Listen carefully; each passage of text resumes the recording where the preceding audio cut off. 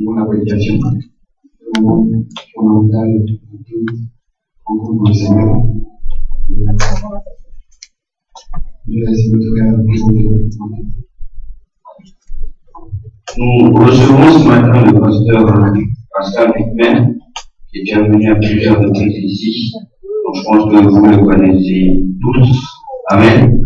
C'est pas un nouveau. Donc je vais vous demander de l'accompagner.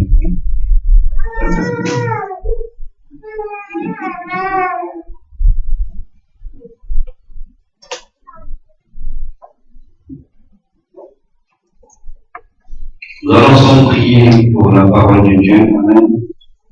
Nous allons demander au Seigneur d'utiliser puissamment son serviteur ce matin pour nous enseigner, pour nous conduire et de faire en sorte que nos cœurs soient disposés.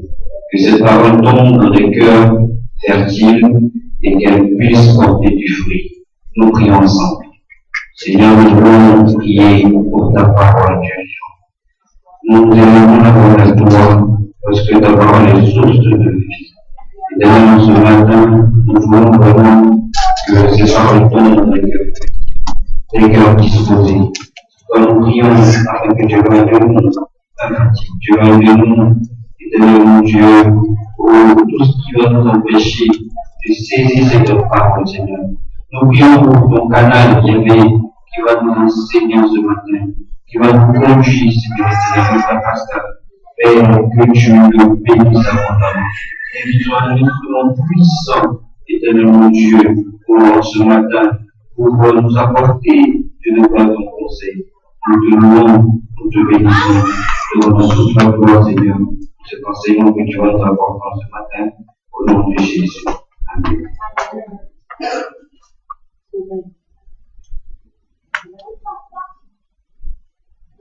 Shalom à tous.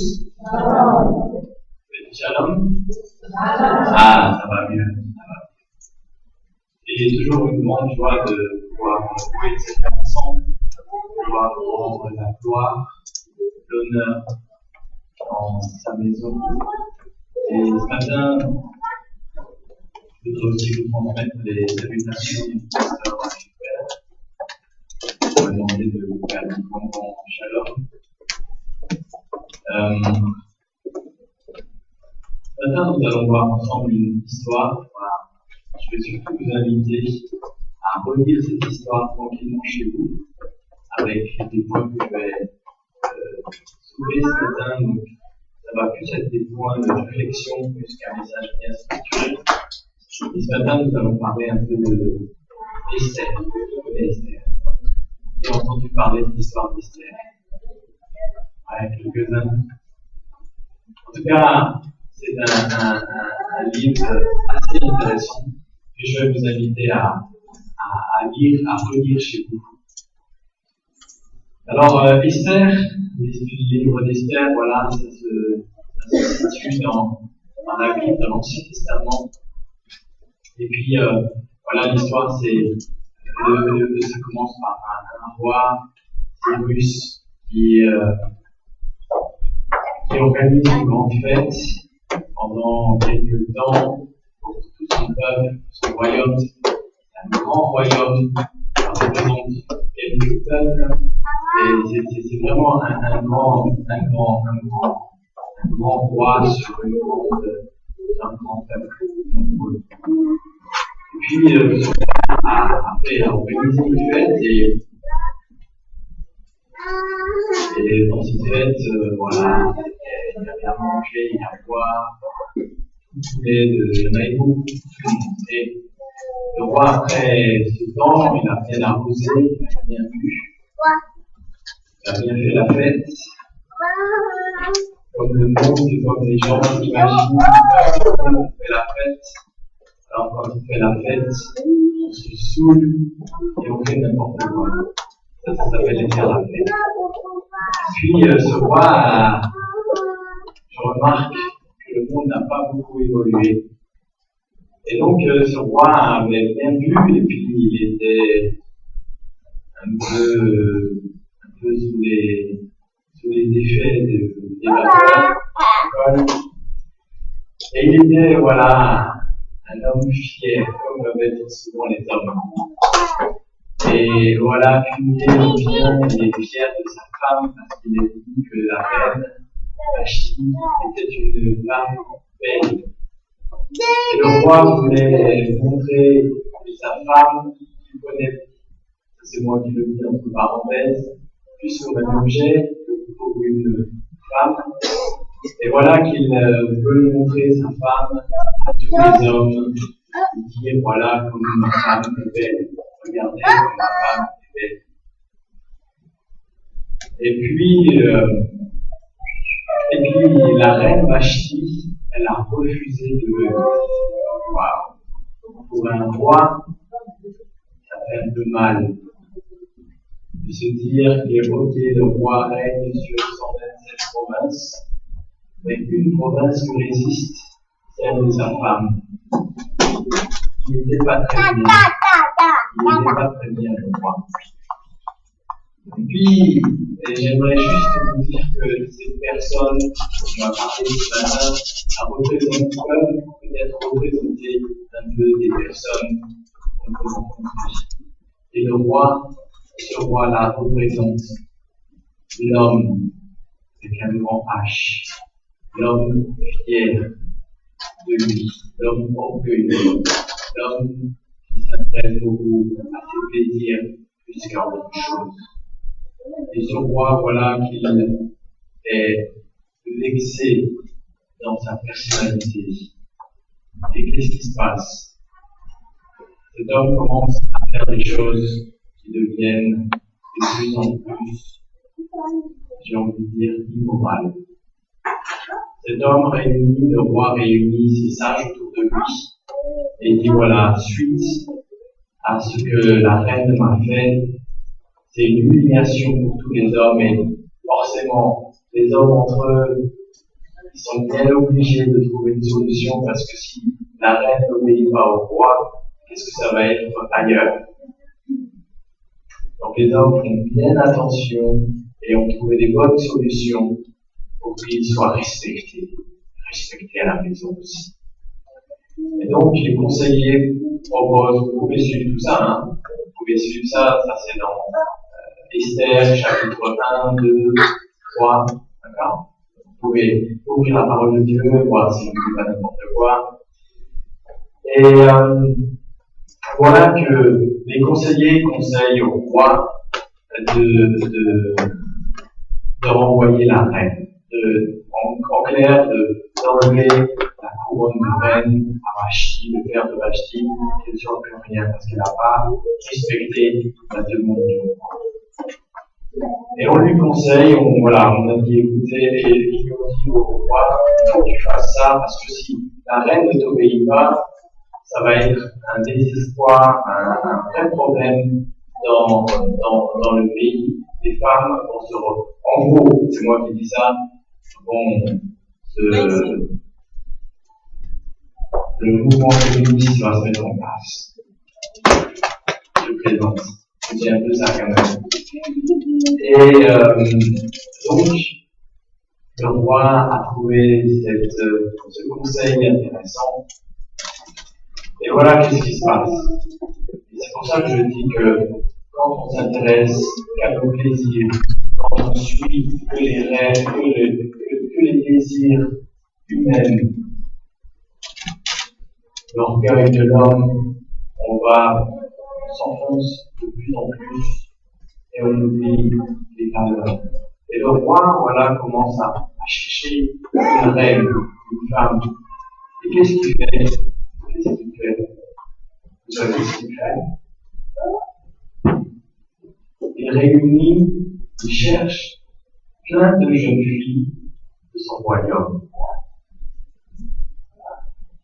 Et pendant quelques temps, ils doivent respecter un ordre de soins, de beauté.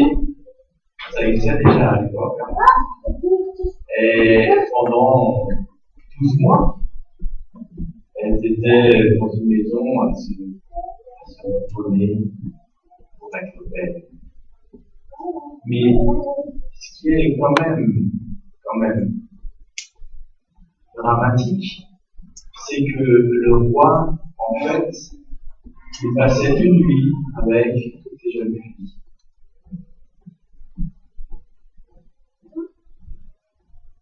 Il y a eu beaucoup de morale. Autrement dit, toutes les filles qu'il avait choisies, elles passaient une nuit avec le roi. Et ensuite, le roi décidait si vous voulez le revoir ou pas. Et là-dedans, dans cette histoire, il y a Esther, qui a été également choisie, une belle fille, pour rencontrer le roi, comme on dit, pour coucher avec le roi. Alors que Esther, la Bible nous dit que c'était une culture juive, c'était une juive, et elle connaissait les règles et les valeurs. Et vous imaginez que pour Esther, c'était sans doute pas quelque chose de facile. Et parfois, dans la vie, il y a des choses qui sont tellement compliquées, tellement difficiles, et qu'on ne comprend pas ce qui se passe. Et puis Esther, elle a été, elle a dû faire tout ce qu'il fallait faire, comme tout le monde, parce que à l'époque, les Juifs étaient dans ce pays, ils n'étaient pas chez eux. Donc, elle était soumise aux règles du roi. Il n'avait pas de choix. Il y avait Esther, je parlais. Après, il y a également Aman. Aman qui était un conseiller très important du roi, qui devenait quelqu'un d'important dans le royaume. Et Aman représente le mal absolu. Et ce Aman, lui aussi, commençait à prendre de plus en plus de pouvoir. Vous savez, le roi, ce qui l'intéressait, c'est ses plaisirs personnels. Et plus on s'intéresse à nos plaisirs personnels, plus on délègue le reste à d'autres. Parce que les motivations, quand on cherche à satisfaire ses plaisirs personnels, toutes nos motivations nous poussent à cela. Et on commence à se désintéresser de ce qu'on a à faire. Et le roi a commencé à déléguer ses responsabilités à Aman, au mal. Clairement, dans nos vies, pour tout le monde, il y a le mal et le bien. Quand on fait un choix, quand on ne fait pas de choix, bien souvent, le mal prend. Si on décide de ne pas faire de choix, le mal bien souvent prend la place. Et Aman représente un peu le mal, et voilà, Aman commence à prendre du pouvoir. Et puis, il y a aussi Mardoché. Mardoché, c'est un oncle à Esther. Mardoché avait une place il travaillait pour le roi, il était à la porte du royaume. C'est souvent des gens qui traitent un peu des affaires du roi. Donc Mardoché était là et il servait le roi aussi. Mardoché était, comme j'ai dit, un juif. C'était quelqu'un qui connaissait Dieu, qui aimait Dieu, qui respectait Dieu. Et voilà que l'histoire commence maintenant un peu plus en profondeur. Voilà que Aman devient un homme très important du royaume, qui est très fier de lui également. Il souhaitait que les hommes, quand ils passent, qu'ils se mettent à genoux devant lui. Et Aman et Mardoché n'ont pas fait cela. Parce que Mardochée, il se prosterne que devant Dieu. Mardochée se prosterne que devant Dieu. Et on a fait savoir à Aman que Mardochée ne se prosterne pas. Vous savez, dans la vie, parfois, il y a des décisions à prendre. Décisions lourdes de conséquences. Mais savoir pourquoi on prend la décision, pourquoi on choisit, ça doit être pour nous en conformité à ce que nous croyons. Et Mardochée ne s'est pas prosterné devant Aman. Voilà que ça a mis Aman dans une colère incroyable. Cette colère incroyable, le fait qu'Aman a respecté Dieu, ça a valu que son peuple était condamné à mort. Aman était tellement furieux qu'il ne voulait pas simplement tuer Mardochée, mais il voulait tuer tout le peuple de Mardochée. Mes amis, c'est une réalité. Le but de l'ennemi, c'est de nous détruire. Le but de l'ennemi, c'est pas seulement de te détruire toi, mais c'est de détruire l'Église de Jésus-Christ. Et effectivement, si on s'arrête à cela, si on s'arrête ici, on se dit c'est un drame absolu. Parce que Mardochée a fait le choix d'être fidèle à Dieu, et ça a valu la condamnation à mort de son peuple, de tout son peuple. Et Aman, qui était le grand conseiller du roi et qui devenait un homme important, comme je vous ai dit, le roi ne s'intéressait plus beaucoup à la gestion de son règne, il s'intéressait plus aux femmes, a priori, il y a d'autres choses. Il a donné, il a signé avec son sceau l'arrêt de mort de tout le peuple juif.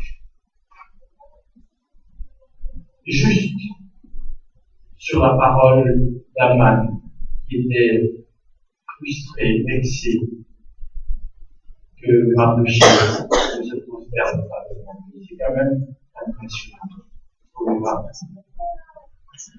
Mais le but de l'ennemi, ce qu'il souhaite, c'est la destruction des enfants de Dieu. Et il utilisera tous les moyens. Mais l'histoire s'arrête pas là. Et ça, c'est tellement dommage. L'histoire s'arrête pas là. Je reviens à Esther. Esther pour représenter un petit peu les chrétiens. Mardochée fait savoir à Esther ce que je fais maintenant, quelle a été la décision d'Aman et le roi, que son peuple allait mourir. Et Esther, quelque part, dans la première fois, elle me disait, mais en gros, je ne peux pas faire grand-chose. Elle était tranquillement dans le royaume, elle était dans sa maison, dans sa rue, en tant que reine. Et parfois, je me dis, nous les chrétiens, on est parfois aussi un peu dans notre vie. Tout va bien dans l'église, plus ou moins bien, ça va bien quand même. Et on oublie qu'autour de nous, il y a un peuple qui est condamné à mort. Le monde autour de nous est condamné à mort. Si personne va plaider pour eux, si personne va leur parler de l'espérance en Jésus-Christ, ce peuple sera tué. Ce peuple est condamné à mort. Esther était dans le palais royal. Elle était avec des beaux vêtements. Elle était entourée de servantes. Tout se passait bien pour elle. Le Mardoché, son oncle, il lui a fait savoir une parole de vérité. Il lui a dit, Esther, si toi tu fais rien maintenant, tu seras peut-être, il lui dit, ne crois pas que tu épargneras ta vie. Mais il dit une vraie parole de vérité, Mardoché. Il dit, t'inquiète, si toi tu fais rien, le secours viendra d'ailleurs. Mais tu garderas ta vie. Il lui dit, c'est peut-être pour cette raison que Dieu t'a permis d'être dans le palais royal, sauver le peuple. Mes amis, il y a des situations qui nous sont peut-être tellement désagréables aujourd'hui. Mais je vous ai tellement souvent déjà dit que Dieu sait ce qu'il fait. Dieu sait ce qu'il fait. Il y a peut-être des situations que tu ne connais pas, que tu vis, qui sont difficiles, mais qui sont salutaires pour toi et pour les tiens, pour le peuple, pour l'Église, pour sa mère. Mais en tout cas, si tu es dans les mains de Dieu, t'inquiète pas. Il ne te permet pas des situations pour rien. Il ne te mène pas sur des chemins pour rien. Mais il faut bien discerner ce que Dieu veut faire. Mes amis, c'est tellement compliqué. Nous sommes tellement dans des schémas. Nous sommes tellement habitués dans des schémas en mettant Dieu dans notre petit schéma. Mais Dieu est au-dessus du schéma. Dieu est au-dessus du temps. Dieu est au-dessus des situations. Il est Dieu. Il est le Dieu Tout-Puissant. Et tout lui est possible. Mes amis, tout lui est possible. Pour lui, rien n'est impossible. Il nous a créés. Il peut nous redonner ce qu'il faut. Il peut nous redonner des yeux nouveaux. Ce n'est pas un problème pour lui. Il peut te redonner des pieds. Il peut te redonner des mains. Il peut te redonner des sentiments nouveaux. Il peut te donner de l'intelligence renouvelée. Il peut te donner des pensées. Il peut te réconcilier avec ceux qui te font la guerre aujourd'hui. Dieu est le Dieu qui sait, qui crée, qui a ce pouvoir. Mes amis, Dieu, dans n'importe quelle situation, il n'est pas affolé. Il est calme. Il est calme. Parce qu'il a tout pouvoir.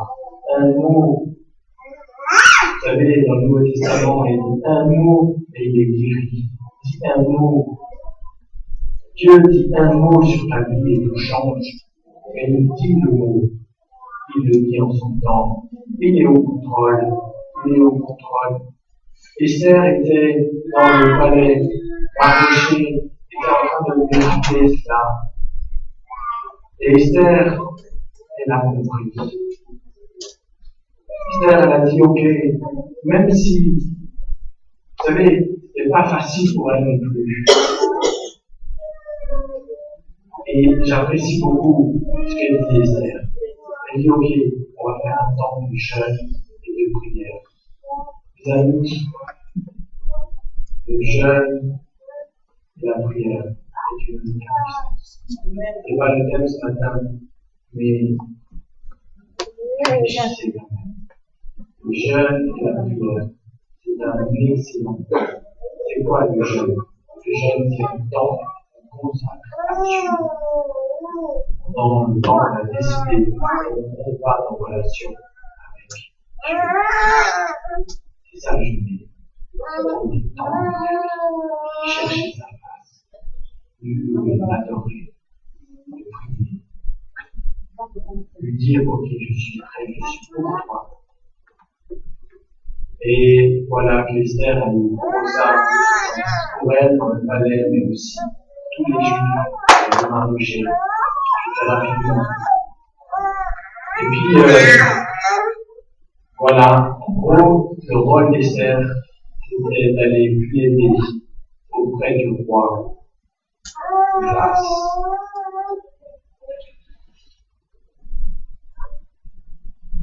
C'était ce que Esther devait faire. Mais la Bible dit, vous pouvez le lire, dans Esther toujours, qu'on ne pouvait pas s'approcher du roi n'importe comment, même si on était la femme du roi, même si on était la reine, il fallait que le roi veuille bien nous accepter. Au risque d'être tué si on rentrait dans la cour du roi et le roi n'avait pas envie de nous voir. Ouais, vous pouvez le lire dans Esther, dans les 4-5 premiers chapitres. Si le roi ne tendait pas le spectre, la personne qui entrait dans la cour du roi était tuée. Et Esther savait ça.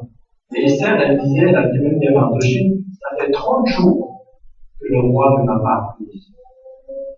Puis j'ai pas vu le roi. 30 jours. Alors, c'est une réalité. Esther était face à un dilemme. À se dire, est-ce qu'elle continue sa vie de reine, elle sauve sa vie dans le palais royal, ou est-ce qu'elle va poser le risque d'aller voir le roi alors qu'il n'a pas appelé pour lui demander une grâce. Mais Esther était soutenue. Elle avait demandé une fois. C'est pour ça qu'elle a demandé à son peuple de prier le jeûne, de demander à Dieu, au Dieu Tout-Puissant, sa grâce, sa faveur. Les amis, est-ce que nous sommes conscients, nous chrétiens, comme Esther, est-ce que nous sommes conscients que nous avons le Dieu Tout-Puissant à qui nous pouvons demander sa faveur?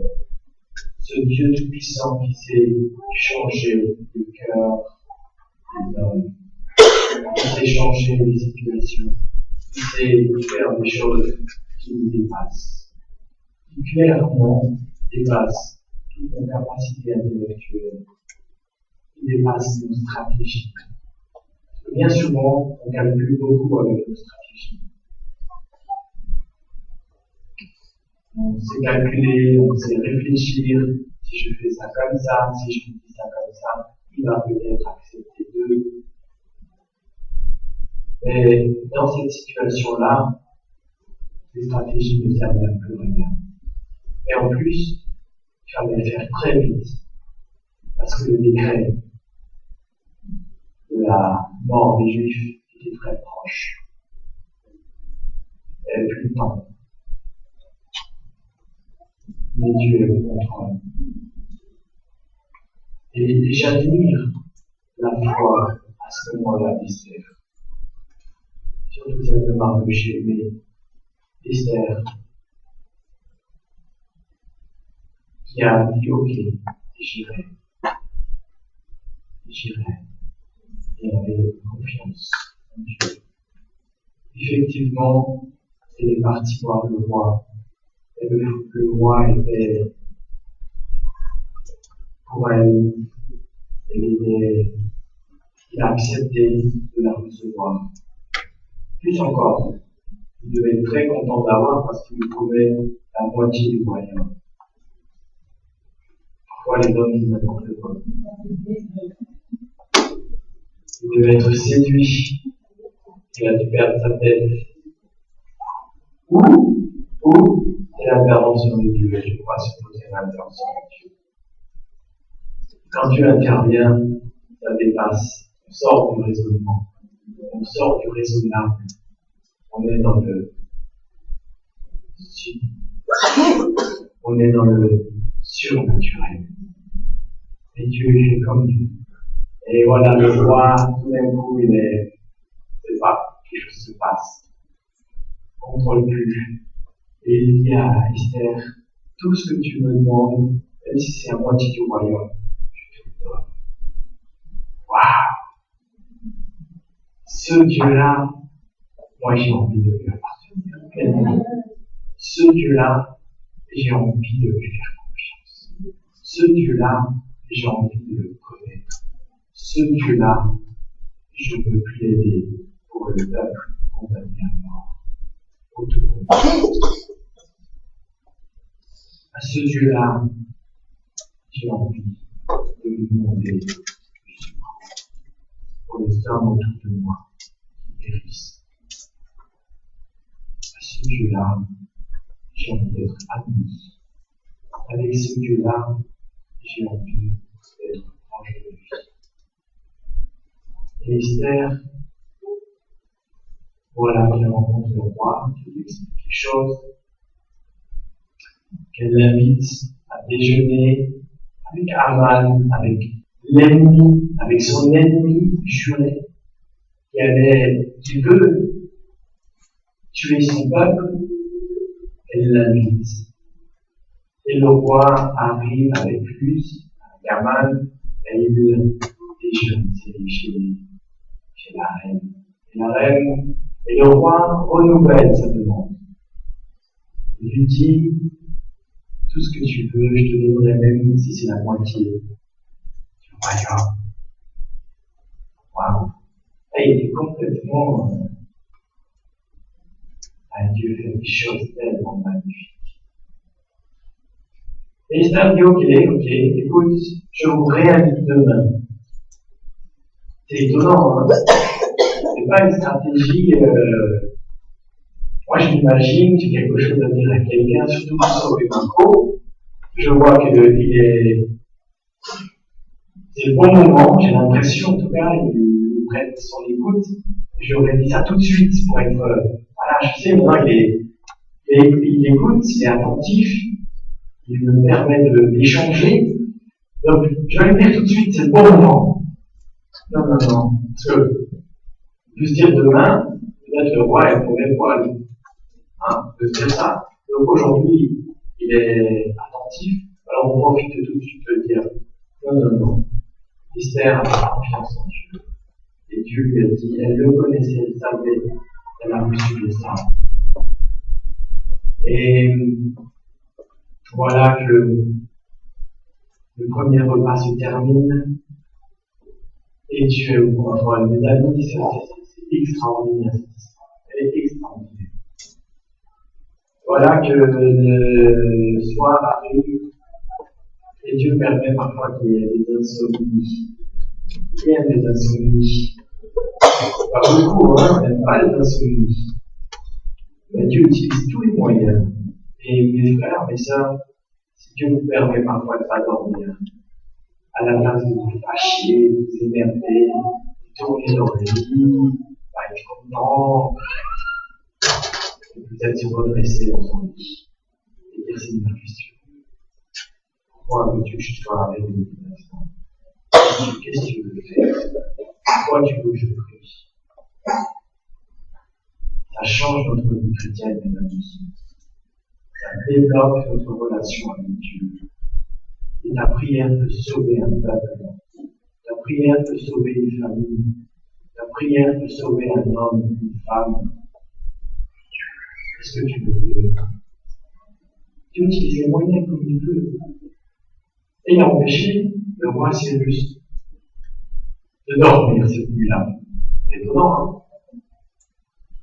Et le roi, finalement, il a dit, bon, si je ne peux pas dormir, on va me lire des histoires du passé, de ce qui a été écrit. Et comme par hasard, si on vous parlait de hasard, on lit au roi une histoire où deux personnes qui travaillaient dans la cour du roi ont fait un complot pour assassiner le roi. Et Mardoché a eu le vent de cette histoire et il l'a dénoncé. Et à partir de là, le roi a été sauvé. on a pendu ces deux malfaiteurs. Donc, les personnes ont lu ça au roi, celui-là. Et le roi a dit, mais il y a peut-être eu un coup de lucidité de par Dieu fait des choses. Et le roi a dit, mais quelle a été la récompense qu'on a donnée à Mardochée pour m'avoir sauvé la vie? Quand même, c'est ça. Et on lui a dit, mais on lui a pas donné de récompense.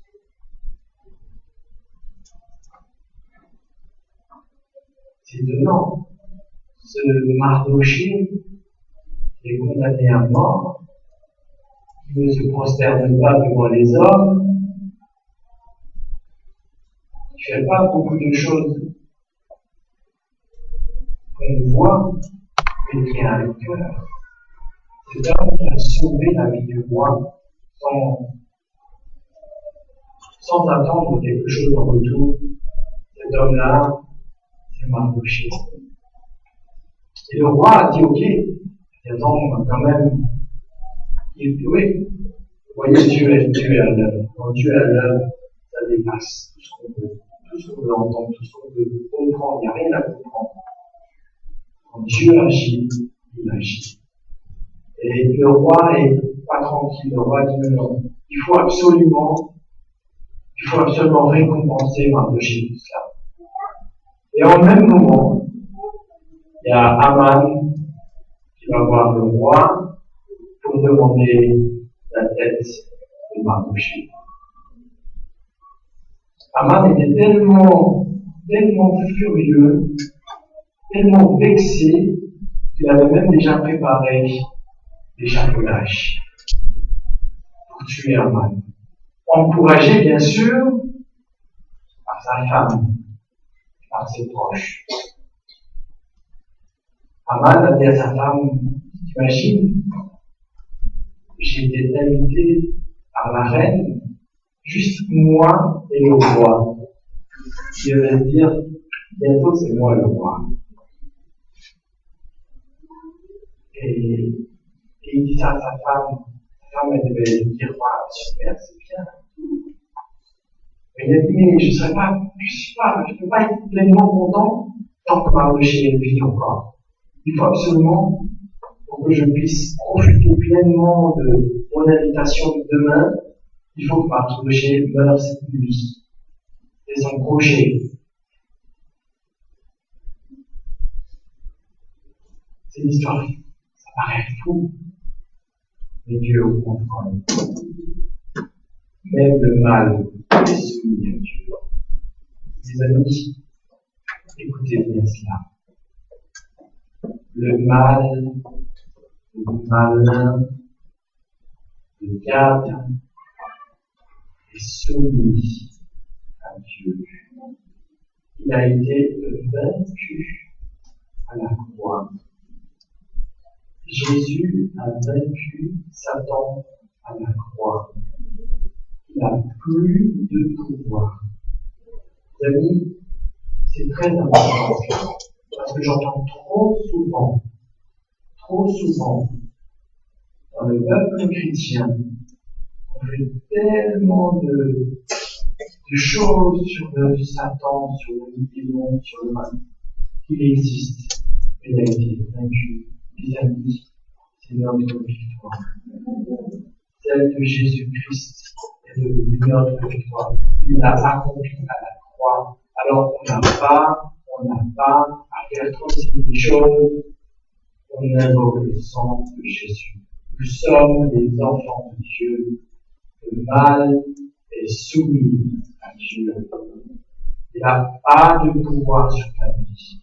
Si tu cherches à fermer les portes, et le mal n'a pas de pouvoir sur ta vie. Il est sous l'autorité de Dieu. Et Dieu est au contrôle de ta vie. Et Dieu est au contrôle des situations. Et Aman, qui est venu celui-là pour demander la tête au roi de Mardochée, voilà que le roi, juste quelques secondes avant, vient d'être rappelé à l'ordre, repris dans sa conscience, en disant mais l'homme qui m'a sauvé la vie, je l'ai ignoré. Je n'ai même pas rendu un minimum d'honneur. Mais c'est le temps maintenant. Et dans la nuit, il voulait aller rendre honneur à Mardochée. Voilà. Et à ce moment-là, il y a Aman qui entre en jeu. Le roi entend du bruit, il dit mais qui vient d'entrer, qui est là? Et on vient de dire c'est Aman. Alors le roi dit voilà, faites-le entrer, parce qu'Aman est quand même très important pour le roi. Et en gros, le roi n'a même pas laissé demander à Aman ce qu'il voulait, et il lui a dit tout de suite, ça devenait tellement urgent pour le roi d'honorer celui qui lui a sauvé sa vie. Ça lui est devenu tellement important et urgent. Il n'a même pas laissé le temps à Aman pour lui demander ce qu'il voulait en pleine nuit. Et il lui a dit, comment on fait? Comment je dois faire pour honorer un homme? Et Aman, très rapidement, comme il a vu qu'il est très important, il s'est dit forcément, le roi, il veut m'honorer. Alors là, je vais lui mettre la totale. Là, alors là, c'est là, il donne l'occasion de dire ce que je veux. Là, c'est le somme. Là, je vais y aller. Et lui dit, écoute, le roi, je suis bon conseil, j'ai toujours été un bon conseiller pour toi. Écoute-moi très bien ce que je veux te dire maintenant. Tu vas le faire, je t'assure que tu ne vas pas le regretter. Et Aman, il a pu se redresser. Je lui ai dit, écoute, le roi, écoute-moi bien. Là, c'est le meilleur conseil que je vais te donner. Je t'en ai jamais donné un aussi bon que celui-ci. Et tu vas habiller cet homme-là avec tes vêtements à toi, ton char, ton cheval. Mais il ne s'est pas arrêté là, déjà là, il a dit non, tu vas lui mettre aussi la couronne royale. Et il ne s'est pas arrêté là, hein, quand même. Il a dit, tu vas aussi mettre un gars qui va crier, voilà comment fait le roi quand il veut honorer une personne. Dans toute la ville, à la place de la ville, il va crier cela. Alors Aman s'est dit, ça c'est le plus beau roi, t'imagines, après je vais demander la tête de Mardochée, et le lendemain, je vais être avec lui et la reine. Et il a dû être au sommet du truc. Vous savez, les ennemis, parfois, ils se trompent. Pas parfois, toujours. Et ce qu'il veut, c'est vous tromper, nous tromper. Et ça, c'est important. De déjouer ces pièges, ces histoires qu'il nous raconte. C'est du mensonge qui a été vaincu. Même s'il te fait peur, même s'il te dit non, il n'y a plus de solution pour toi, parce que tu as péché, parce que ci, parce que ça. Il n'y a plus maintenant, tu subis ça. Ça, c'est du mensonge. Ça, c'est du mensonge. Ça, c'est du mensonge.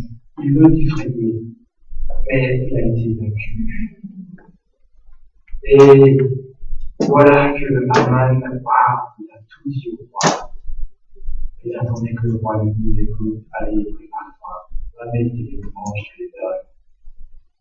Et le roi lui dit, ok, c'est bien, va faire tout ce que tu as dit pour Mardochée.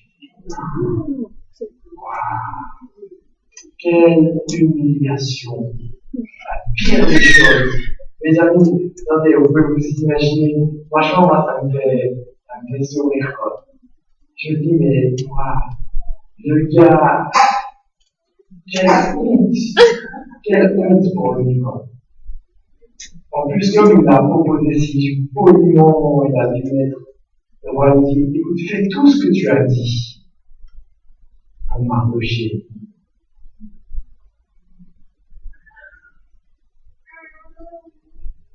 Je vous assure, quand Dieu commence, quand Dieu se met en action,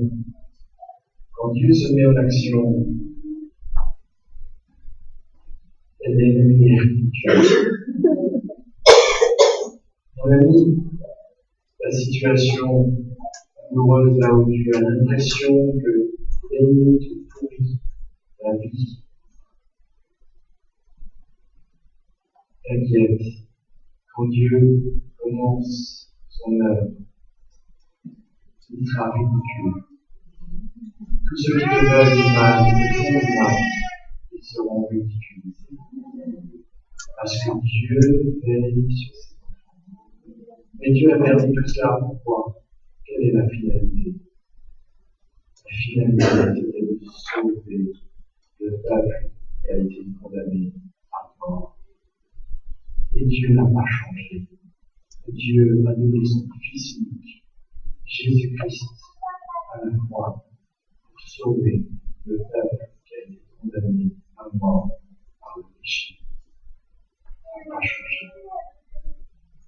Et il l'a fait. Il l'a payé. C'est une réalité. C'est une vérité absolue.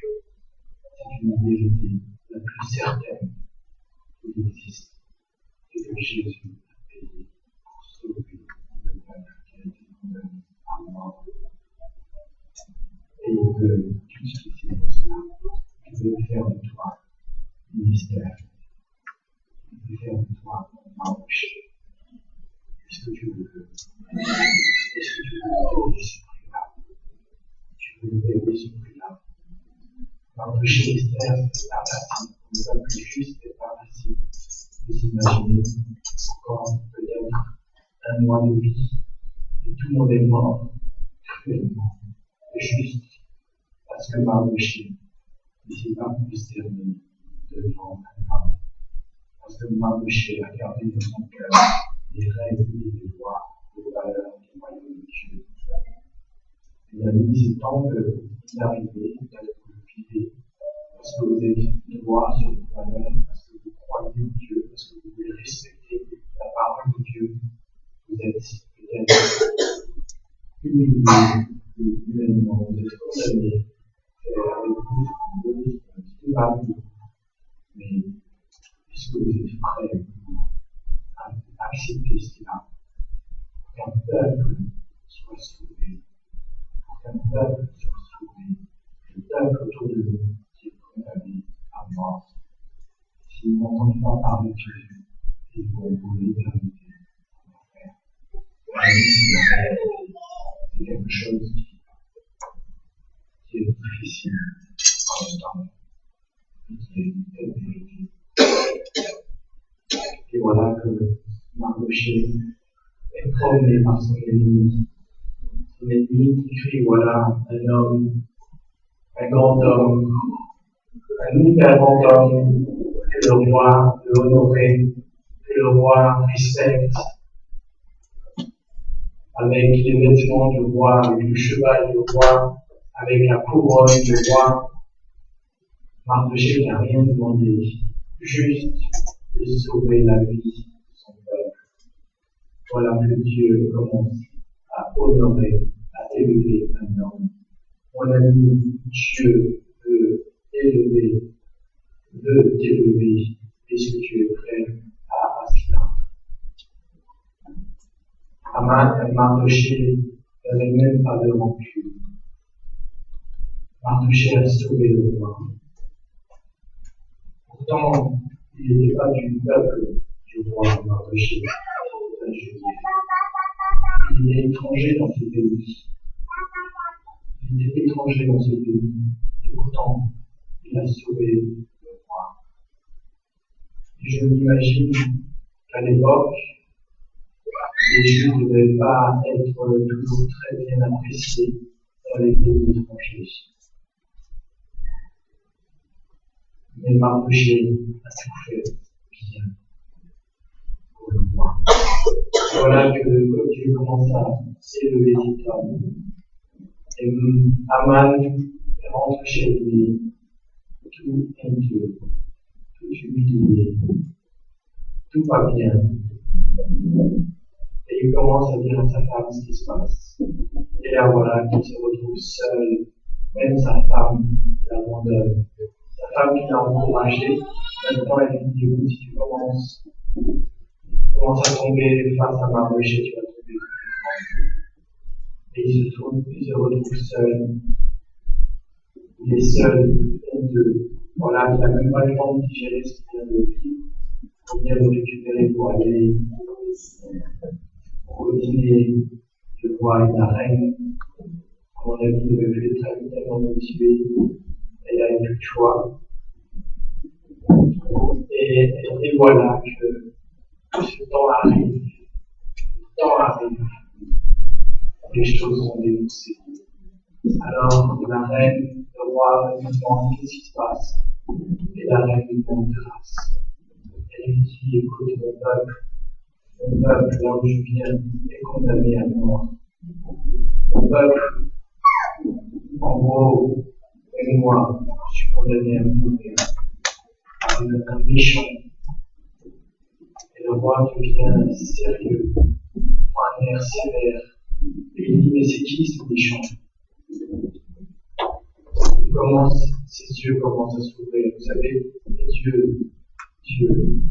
sait parler, Dieu sait convaincre même les hommes qui n'ont rien à faire de Dieu. Même les hommes qui sont tellement orgueilleux, tellement fiers, qui cherchent que leur plaisir. Dieu sait même parler à ces hommes-là. Dieu sait même convaincre ces hommes-là.